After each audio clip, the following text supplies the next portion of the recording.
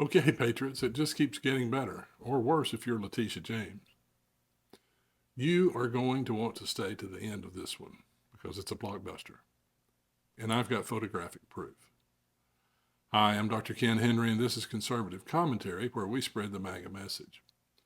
Before we jump in, I'd like to ask you for a favor. Please like, comment, share, and subscribe if you find value in this video. It really helps us grow and get the message out. Well, karma has paid the porcine New York Attorney General a visit. Do you remember this? If there is, in fact, any allegation of wrongdoing, we have an obligation to launch an investigation.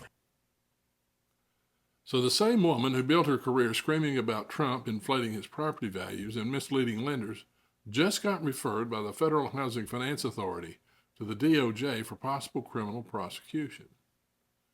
FHFA Director William J. Pulte said James claimed on a mortgage application in 2023 that a house in Norfolk, Virginia was her primary residence, despite her position requiring New York residency. The 1,450 square foot single family home in Norfolk was built in 1947 and has 3 bedrooms and 1 bathroom, per the deed. It was purchased for $240,000 with a $219,780 mortgage. Pulte also claimed that she falsely stated the number of units in a Brooklyn property she owns by saying it had 4 units, not 5, in 2021. He also claimed that James purchased another property with her father as co-signer, but listed them as husband and wife in 1983 and 2000. Pulte alleges wire fraud, mail fraud, bank fraud, and false statements to a financial institution.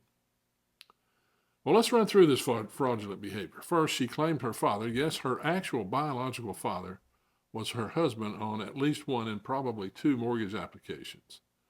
She declared a Virginia house as her primary residence despite living in and working in New York to score a lower interest rate. And she listed a Brooklyn multifamily unit as having 4 units when it had 5 in 2021. And now the Department of Justice has been asked to investigate. You know it's bad, even when Washington bureaucrats are like, yeah, we can't ignore this one. But hey, I'm sure this is all just a misunderstanding, right? Maybe her dad just identifies as her husband, and maybe the Virginia house was her emotional residence or something. Meanwhile, Trump said his brand added value to his properties, which it obviously does. And for that, he got fined $450 million and branded a fraud with a woman who might have actually committed actual mortgage fraud. And perhaps wire fraud as well as mail fraud. So let me get this straight. Trump says, my building is worth $1 billion. The media says, indict him.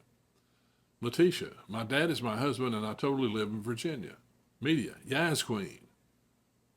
Where's Alvin Bragg now? Is he busy drafting an indictment for Trump jaywalking near Mar-a-Lago? Or maybe he's too busy mailing Letitia a Hallmark card that says, thanks for the distraction.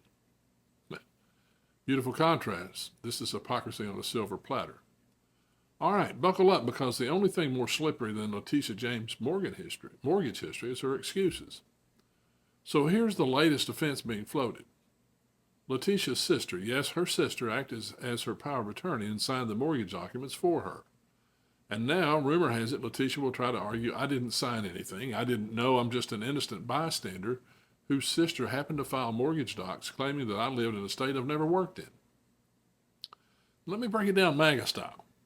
If this were Trump and one of his staff submitted numbers to a bank, Letitia James would scream, Trump knew.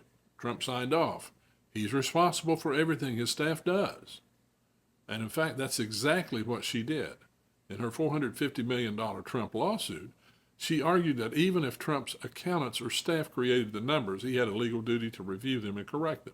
But now, Letitia is out there going full Shaggy. So let's get this straight. Trump's staff prepares financials. Trump is guilty. James's sister signs fraudulent mortgage. James is a helpless victim. That's not just a double standard. That's a double backflip into a pool of self-serving nonsense. And let's be honest. Letitia James doesn't strike me as the kind of woman who lets people fill out lunch orders without her approval, let alone multi-$100,000 real estate loans. But it was James who wrote down that her father, again her actual father, was her legal spouse when he co-signed for mortgages on properties in 1983 and 2000. What were they planning? A Lifetime movie? My dad, my husband? The mortgage love story?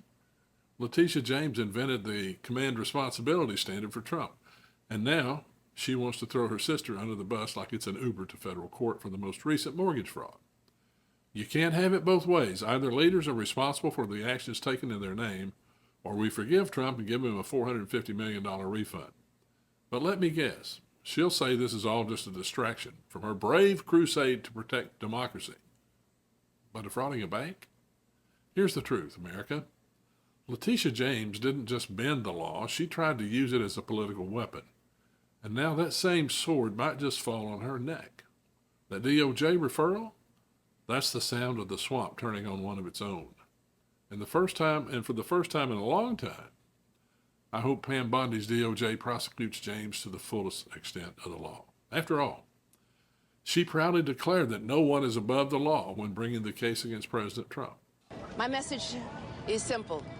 No matter how powerful you are, no matter how much money you think you may have, no one is above the law.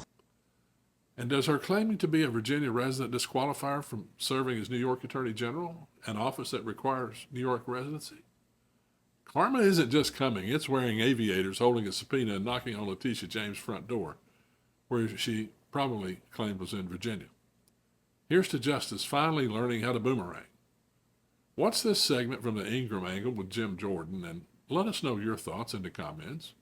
Joining me now, Ohio Congressman Jim Jordan, House Judiciary Committee Chair. Congressman, now, given Letitia James's crusade against Trump, where no benefit, by the way, in that case, no benefit accrued to Trump, and choose this novel application of a fraud statute, shouldn't an investigation go forward here on a fairly straightforward issue? Well, it sure seems like, and this may be the biggest irony I've ever seen in American politics, that it looks like she's engaged in the same thing she charged President Trump with. I mean, turns out you can't have your principal residence in Virginia and be the Attorney General of New York. Turns out you can't on a mortgage form say that your dad is actually your husband, and you also can't say that you got a 4-unit property that's actually 5 units. Those are the 3 things that it looks like she did over a long period of time, and yet she had the gall to go after President Trump. You got to be kidding me. So, yeah, I think this is real. We'll see. Her comments so far, she's been kind of quiet. Of course, she does a typical thing the left always does. The left will they'll always accuse us of what they're doing. And the other thing they always do, the left will tell a lie. Trump did something wrong. Big media will report it. Big tech will amplify it. And then if you tell the truth, they call you names. And that's exactly what she did. I think she called President Trump and his administration bullies for simply pointing out that it looks like she lied on these forms, and she did it to get better terms and a better rate on the loans. So she was doing it for personal gain, and you're not supposed to do those kind of things. Yeah, well, these are allegations, and we'll see what happens. But, I mean, no one is above the law, so she should be welcoming any investigation into this. And, Congressman, Attorney General James is now asking for money in the midst of all this. She's launched a fundraiser in the form of an event next Tuesday calling for contributions starting at $500, going all the way up to $18,000, which is the maximum allowed by New York state law.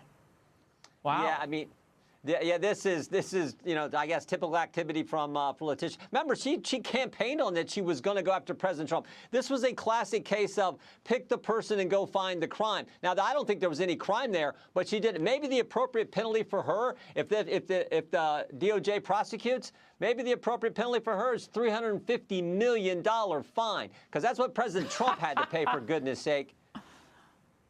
Congressman, I just find this Tish story delish.